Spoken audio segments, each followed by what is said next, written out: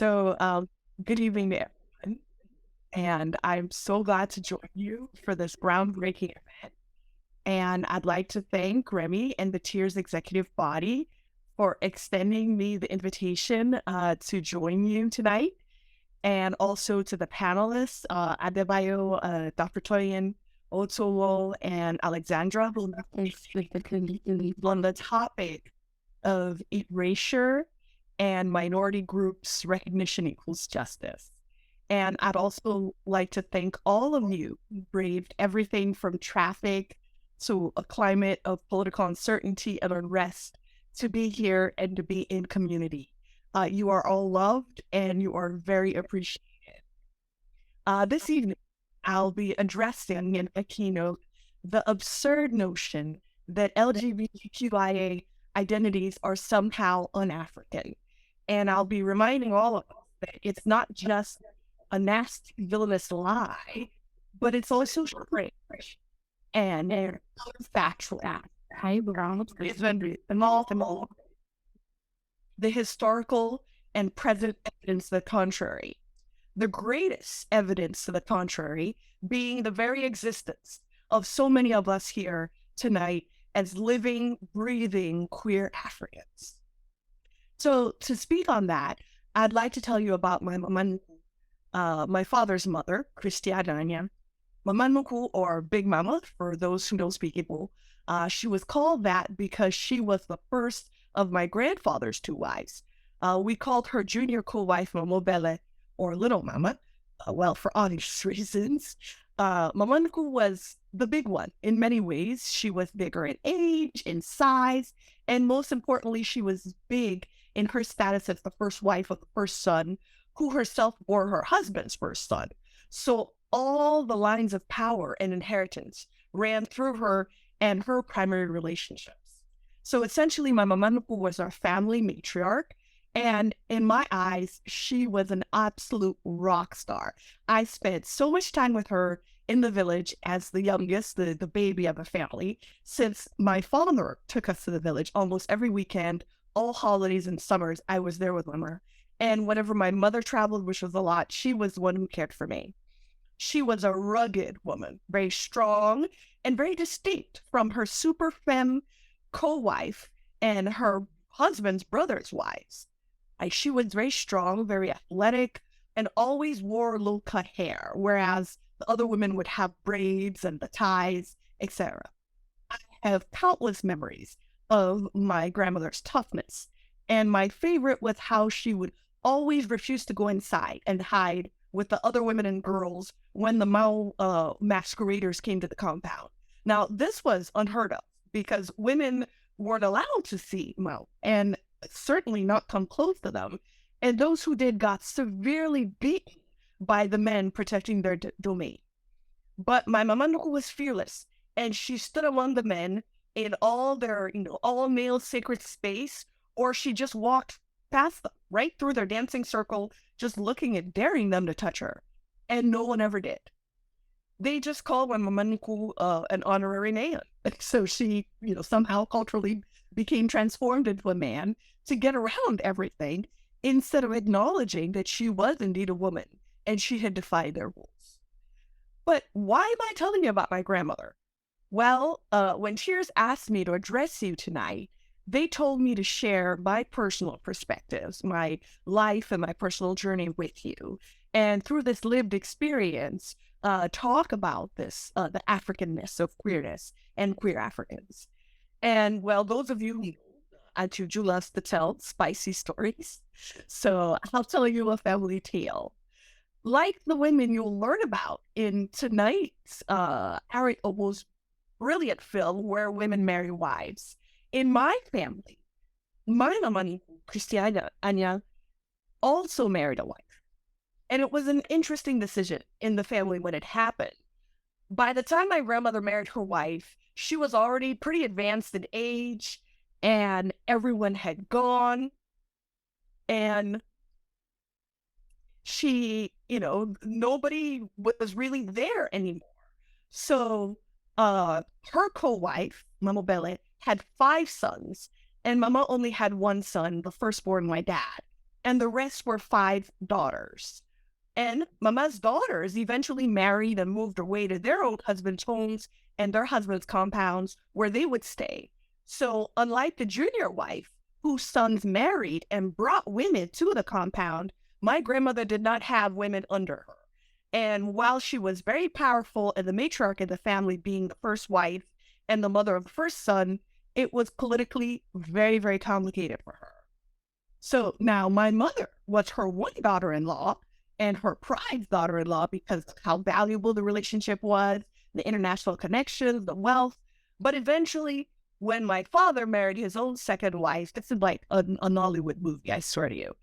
My mother, Maria Anya Ocha, they called her, a foreign woman from the Caribbean who met my father in England and, who he brought to England, for a 25-year marriage. She left my dad, took her 2 youngest kids, and left Nigeria. So, Mama Nuku, in contrast to the army of women and daughters-in-law that her junior co-wife had in the family compound, my grandmother was left with only my father's second wife, which was, she was really undesirable, unwanted. She was quite frankly hated in the family. And most importantly, she didn't have children, so she didn't bring the political value that traditional societies place on children and numbers and what is desired by our traditional societies. And my father's second wife was actually a rival of my grandmother's for my dad's attention, for his resources, and serious competition for my grandmother's power and influence over my father, who was the breadwinner of the entire family, carrying the whole place. So Mama Nuku needed a wife, badly. Mama Nuku needed somebody. She's getting along in age, she's lonely, all her children live far away, she doesn't have anyone to take care of her, all she had were domestic servants, maybe a girl would come here and there, as you know, but, that's not kin. And, as you also know, village life, traditional life, relies a lot on female labor. And, as you will see repeated in the film, where women marry wives, a woman who doesn't have male children and doesn't have a lot of women under her is not going to be politically well placed. So my grandmother had all these needs. She needed companionship, she needed caregiving, and she also had the political need for a younger woman to come and bolster her position in the family.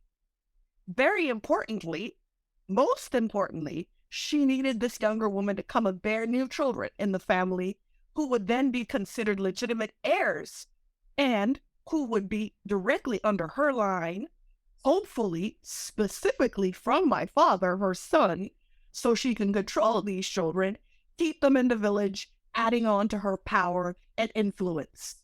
And both these children and Mama Nuku's wife would take care of her until she died. That was the plan.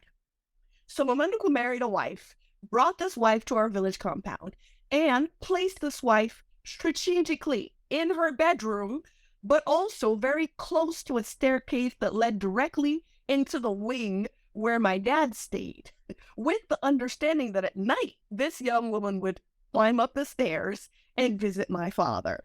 Now, I'll have to paint you pictures of what was the expectation after that. Now, this was my grandmother's wife. However, along with her wifely duties to my grandmother, caring for Mama Nuku and being her companion, she was also there to have babies and make Anya's sons for primarily my dad and whatever other men who were in the compound. Now, this is Nigeria, and life ain't always so smooth. So my grandmother's wife arrived. She wasn't well welcomed, and the other women of the compound warned their husbands not to come anywhere near this woman. They said, "This is Mama Nuku's wife, and Mama, you'll stay with your wife, and she won't come and give us problems, make babies with our husbands, give us more mouths to feed, make us share the few resources we have in these men's time, attention, and money, and divide it with new women and babies." Most importantly, the one man of the family that my grandmother was wheeling and dealing to get more children from, my father, resoundingly did not want anything to do with this new wife. and was not going to perform his duties, so to speak. My father's life was complex. I mean, too complex. He had already made 5 children with one man, and he had made the horrible, worst mistake of his life, marrying a second woman who came in and just disrupted everything. That he wanted no more trouble with any women and just wanted to rest in his old age. But here comes my grandmother and her wife. So this marriage didn't really last long. This relationship between Mamanukwu and her wife, it, was only a matter of a year or two, and the whole thing just didn't work out. Eventually, the woman looked around, saw that her own position was not going to be guaranteed in this new family if they wouldn't allow her to have babies. She also didn't like the mistreatment and the rejection that she got in our family. Also, as you'll see in the film that you're going to watch, that this type of marriage, right, for all intents and purposes, was also servitude in many ways. And so she was mistreated, she was rejected. And also because my grandmother's decision to marry her was controversial. Mamanuku's wife eventually left and went back to her people with the very valid complaint that the expected duties were not fulfilled. And according to the same traditional Igbo laws that allowed my grandmother to marry this wife, the wife herself could refuse the marriage and return to her family if what she was promised in the marriage agreement was not provided. So, now, I'm not aware of my grandmother's personal relationship with this woman. I cannot say that it was a sexually intimate relationship in how we look at romantic partnership or marriage.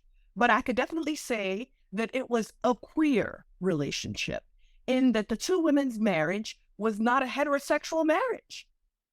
Perhaps Mamanukwu's wife was coming with the expectations and the understandings that weren't of sexual intimate relations. I don't know. However, besides that sexual aspect, which is neither here nor there, who knows how one defines comfort and care? And the expectations of these two women's marriage were still, despite everything else, the same as any other traditional Igbo wife, which is to care for the home of your spouse, bear and care for children, and also provide companionship, domestic, emotional support, etc. So Mamanukwu and her wife had a queer relationship. Queer in the sense that it was not a heteronormative pairing, but at the same time, this very queer relationship between my grandmother and her wife was also very traditionally Igbo, thus very traditionally African. So I tell people that I don't know what my grandmother was. She was married to a man. By all intents and purposes, she birthed 6 children for this man. I am a lesbian who was also married to a man and bore him 2 children. And we know many queer people, bisexuals, etc., who are in heterosexual relationships and fulfill their duties in those, but we don't necessarily know where all of their desires may lie. What I remember of my grandmother was that she was different. And today, if she were located in another place, if we read her through some other lens, you may even call my beloved Mamanukwu a stud. Which is funny, because she's actually the blueprint of the sort of woman that when I became an adult and grew into my knowledge and desire, a love for women, I eventually started to love and get along best with. So much so that my current partner and future wife is the spitting image in appearance and energy to my Mamanukwu, whom I last saw when I was only 10 years old. Thus, when I tell people that, my grandmother married a woman, and I will one day also marry a woman, I mean the same and very different. I don't know what happened in the evenings or what other types of comfort my grandmother and her wife shared. And I also can't make any aspersions to everything that existed between them because we understand, especially in our traditional communities, a lot is said in the open, but a lot is also done and not said. In the film you'll watch tonight, You'll also hear the women talk about how the women in these marriages may only say this or that, or only talk to certain people about their relationship or how their relationship worked out. So you understand, right? You'll also, I'm not going to say that my marriage to a woman will be the same as my grandmother's very queer and traditionally African marriage with her wife. But I will definitely say that it will be queer. And like my mama and her wife, my wife and I will provide each other with comfort, with companionship, with political support, uplift, with resources, with service. But also, hopefully, my marriage with my wife will be a lot more egalitarian and that sure as hell last longer than my grandmother's with hers. So back to this notion of African queerness. And I use queerness as an umbrella term for all of our identities: lesbian, gay, bisexual, trans, intersex, asexual, right? All of the sexualities, sexual orientation, and gender identities that are not considered cisgender heteronormative. When we say queerness is somehow un-African, it really flies in the face of reality. Now, we can search history and see traditional pairings, and we can see African history with kings who had husbands and queens who had wives. And you don't even have to look or guess or, read between the lines whether their relationship was intimate and sexual, because it was definitely so. We don't even have to reach back in the past to some distant pre-colonial history to find the Africanness of queerness, because we, queer Africans, exist right now. We are not history. We are present and we are future. Nobody came from outside Africa and turned us into anything. We are all born in Africa, and we knew what we knew and what we were before we saw gay people on TV. We were who we were here in Africa, even before there was such a word. We knew that, such a word as gay or lesbian or bisexual or intersex or asexual or trans, that even existed. We were all what we are and felt how we felt, and our existence is a testament from the very beginning and is proof and justification enough of the Africanness, the profound Africanness of queerness, because we are queer Africans. Notwithstanding, we also have to understand that nobody made us gay, but somebody made us homophobic, and that somebody should be named.